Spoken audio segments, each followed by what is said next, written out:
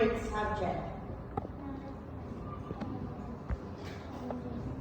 Math. Okay. What do you do in your math class?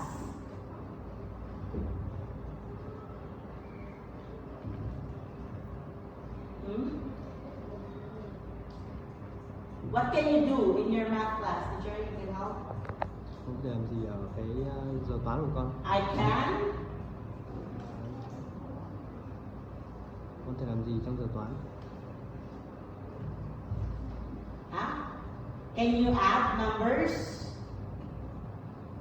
Cộng, Can you count? đếm, Huh? Read. You can read in math class. What else aside from read? Can you count? Anna, can you count numbers in math class? yes. Bọn con có thể đếm trong con có thể đếm số không? Có. Yes. Yes, I can. Say yes, I can.